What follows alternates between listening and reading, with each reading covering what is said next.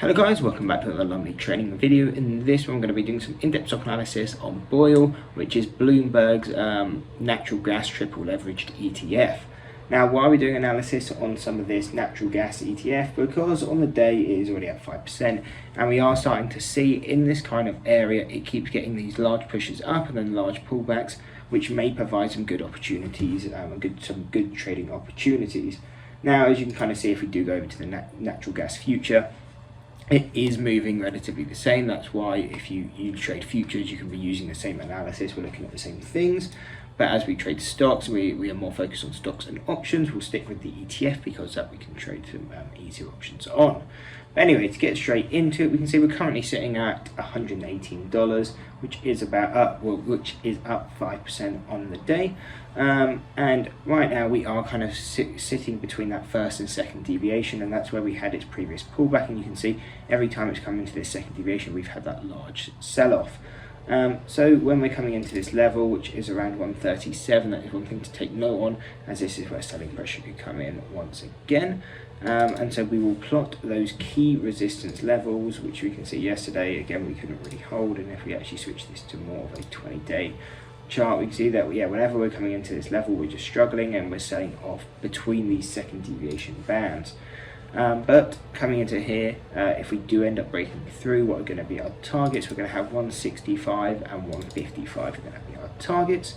And again, the third deviation, so the green lines that you can see, when we're coming into these levels, we tend to use these more as short bias lines, because once you come into that third deviation, you don't expect the stocks to break through there, because if you understand how standard deviation works, 99.7% of the data will be within the green bands, or within the third deviations. So once you're coming into here, that's when we turn very short bias on whatever we're looking at, because we don't expect it to trade out of. And if you are long, that's usually the last area that we will lock in profits, just because again we don't expect it to break through.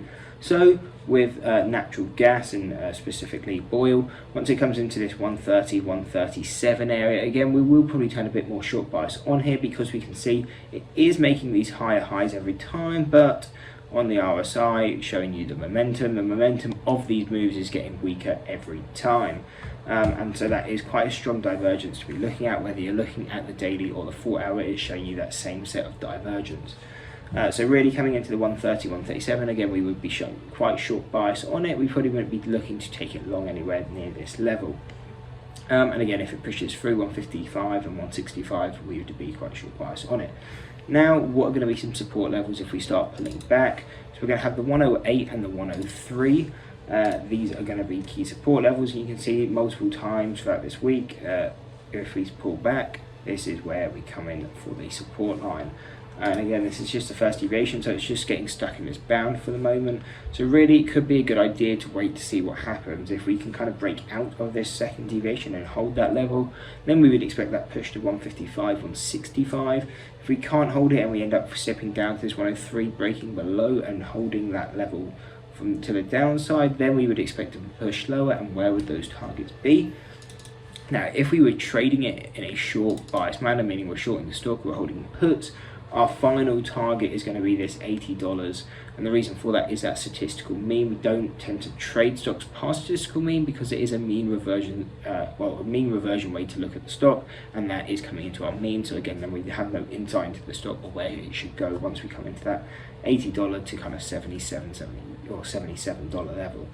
But if you are looking more short bias, or you want to start seeing some buy targets where we'd be looking at, that's where we'd start using that first deviation on the 4 hour of the daily, which is around $52. And that's again, if we were looking to start buying up the shares or the ETF, that's where we'd be looking to do it.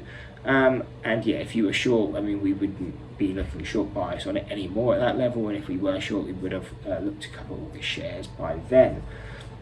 If prices continue to fall lower than this, then we do have targets at $24 and $25.50.